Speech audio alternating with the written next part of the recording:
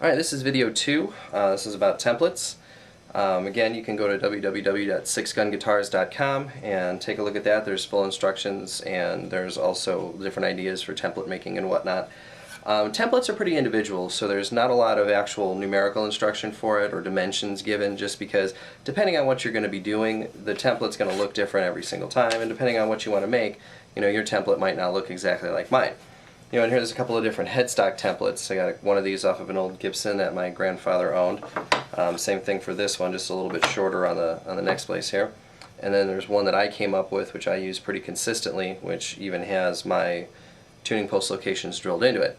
Another nice thing too, it's got my dimensions listed right on it, so I know just at a glance how much wood I'm going to have to add to the headstock, if any, to make sure that this can fit on there to be cut out properly. Templates can be made for anything. These are a couple for some pipes that I was working on. An old Guarneri violin side. You got your half profile there. And also too, templates for fretboard tapering are fantastic, because this thing can be taken and put on a router table, and when you clamp another piece to it, a rough piece that's a little bit bigger, you wind up turning it upside down. I usually use a little double stick tape in between the two of them, so that way I don't have to reposition anything. But you can bring it onto a router table and just run it all the way around a flush cutting bit, and what it'll do is it'll duplicate this exact piece. And the nice thing about that is all you have to do is get this one piece 100% right. Take the time, do it right, the instructions are in there. Take the time, do it right, and when you run this thing through, you're going to get duplicates of it. So as long as this one's right, every single other one that you do is going to be right. And depending on the measurements for your taper and whatnot, again, those can be found in a book, those can be found online, those can be custom made depending on what you want. A neat way of getting your dimensions is to go and buy a pre-slotted nut, in a Martin or a Gibson size. Measure it so that way you know how much fretboard you're going to need down here, and then usually down at your saddle end it's somewhere between 2–2¼ inches, right around there. Kind of plot that out full size on a piece of paper, and you'll be able to determine what the width is at the 12th or the 14th fret. So that way you can measure effectively here to a line, mark it, measure here to a line, mark it, connect the two of them, and then remove that excess waste and sand it really nice. And again, if this is 100% straight, everything that's made after it is going to be 100% straight, which is fantastic. And back to the headstock ones, what's nice about this is after I glue up the headstock and put some ears on it if I need to, and I'll sand it flat, or I'll scrape it flat, and then I'll put a veneer over it so that you can't see any of that stuff. This guy gets clamped right in place, and I'll run a mark around it, and then I'll take it over to the bandsaw and cut it out. If you made this out of something a little bit thicker, you could probably use a flush cut router to route it out. I don't think the neck would really get in the way too much. You just have to watch your setup on how to do it. You might, getting in really tight in down here, it might be a little bit of an issue, but you get a really, really nice flush cut all the way around, which is fantastic. And again, having this clamped on here nice and straight, I follow it right through with my drill locations right after that, so that way I know that my tuning machines are 100% set, and I know that they're exactly in the place that I want them to be. And making a template is fairly easy. What I like to normally use is 1/8 inch thick MDF sheets. These are available at Home Depot, Lowe's, all the big stores. You can use 1/4 inch if you want, and I would recommend that if you're going to be doing something that's actually going to be cut using that flush cutter bit, just because it gives a little bit more material on the side, so that way the bit has something to ride along. Whereas this is fairly thin, and getting the precision down so that way the ball bearing rides on here and doesn't miss anything else, and the blade still cuts the piece underneath, sometimes it can be a little bit problematic. So for something like that, a 1/4 piece is going to be a lot better, because that's usually the size of most of the ball bearings that are on those things. It's seen a little bit bigger, but on most just regular flush cutting, non-rabbiting bits, that ball bearing that's on there, or the actual spinning bearing that's on there, is usually about 1/4 inch thick, and then it's all cutter below that. So again, you got the MDF here. To make something simple, say like a headstock template, really the only thing that you need to know is the width on the bottom, which in my case is 1 11/16. So what I would do would be to draw out my basic for my nut side. And then as far as length goes, length of my other template is about 6½ inches.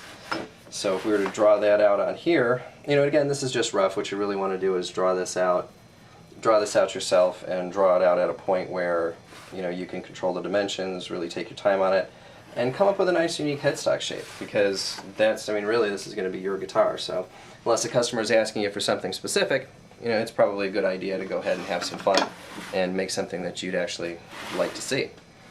So what I do is I mark a center line in between the nut location, and I mark another line for my top. And then what I'll wind up coming in and doing is I'll do one side of it. So I'll come up with a neat little shape, do one side of my piece. And the reason that we're only going to do one side is because this thing has to be precise. It has to look good. It has to be even and uniform. So the best way to do that is to do one side and do it correctly, do it nice. And then what you're going to wind up doing is taking a piece of paper and laying it over and duplicating it. And I'll be able to show you that in a second. So I've already got my shape, and again, if you don't want to have a symmetrical shape, then you don't have to have a symmetrical shape. It's just with most acoustic guitars versus electrics, most of the headstocks have a very symmetrical shape to them. So what I've got so far, I actually kind of like it. I got a little half of a guitar peg head there for my template. And what I'm going to go do now is I'm going to grab a quick piece of paper and I'll show you how to trace that over. This is a little bit longer version because we went ahead and put the template right on here.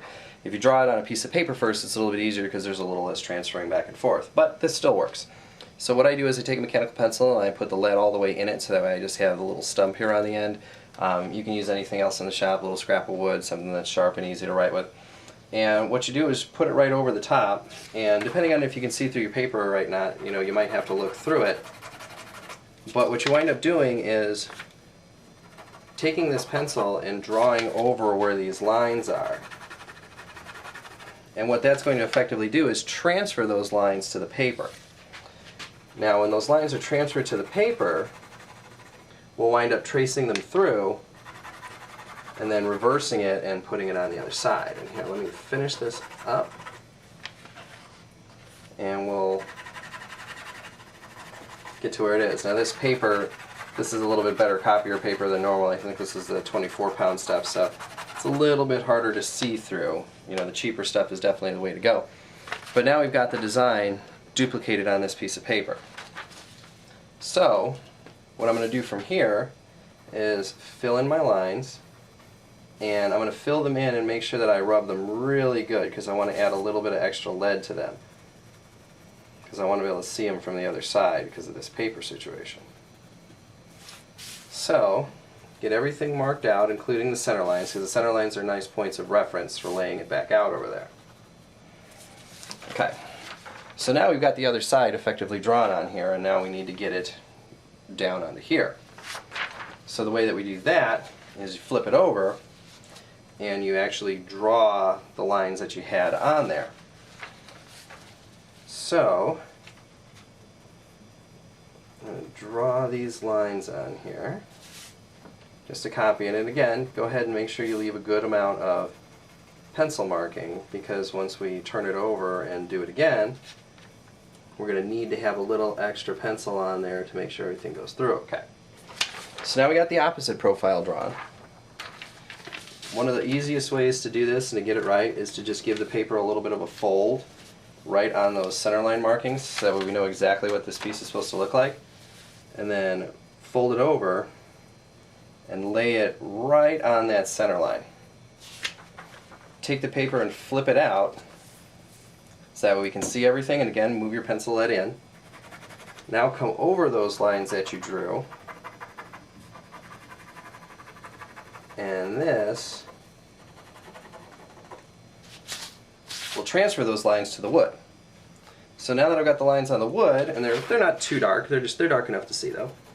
So now I'll come back and fill them in with the regular pencil here, so that way they're nice and easy to see, and again, in the future they're going to be nice and easy to cut, because that's the next step.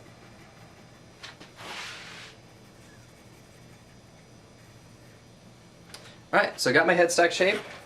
I'm pretty satisfied with it. It looks pretty even for winging it. Now the next thing that you're going to want to have to do is mark the locations for the tuning machines. If you use different tuning machines all the time, then you probably don't want to do that. You can measure it out at the time.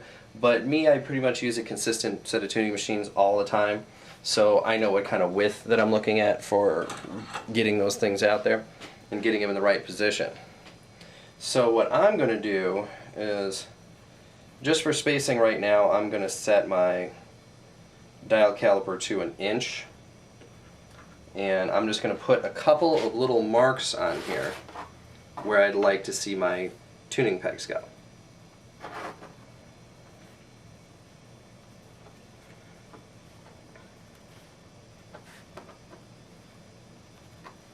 and that'll at least give me just a little bit of reference points for where I want to finally put these things. What I'll do is I'll wind up cutting this shape out, and then after it's cut out, we'll wind up go ahead and putting the locations on there for the tuners. So now here's the easy part. All you do is take it over to a bandsaw, take it over to a scroll saw, and cut out the shape. And really, really nicely, especially here on this, it's supposed to be very straight. Make sure that gets really nice and straight. Come in with a nice curved set of sanding blocks and sand all that stuff off. And then you'll have yourself a nice peg head template here that all you have to do is take it, move it over to whatever guitar you're using, lay it over the head, trace it out, and cut it out, and you'll always have the exact same repeatable shape every time. And again, while you're taking the time to do it, take the time to design something that isn't, everybody else's. Take the time to design something that looks neat. I mean, this might be a little bit pointy for some people, but again, it can be refined, to suit different customers. You might be able to take one template like this and make 3 or 4 offshoots of it that look just a little bit different from each other. I mean, when I started with my very first template, I had the template for my grandfather's old guitar, and I just didn't like that it was so close down here, so I made one that had a little bit longer neck extension on the bottom to it, so that way I had just a little bit more pull and a little bit more play on the strings before they actually met the tuners. And these are about as square and as bland as they come. But I mean, that was the style of the guitar that I was copying. Again, this is a little bit more curvy, a little bit more pointy, but things like this, again, can be refined. These curves or these points can be rounded off. These can be rounded off. This can be swooped down. There's a lot of different things that can be done with these templates. And again, making a set of templates just makes it so that you really only have to make something one time, and then every other time it's going to be repeatable and it's going to be accurate, as long as this one is accurate. So take the time, do it right, make sure it's accurate, and you'll have a great set of templates.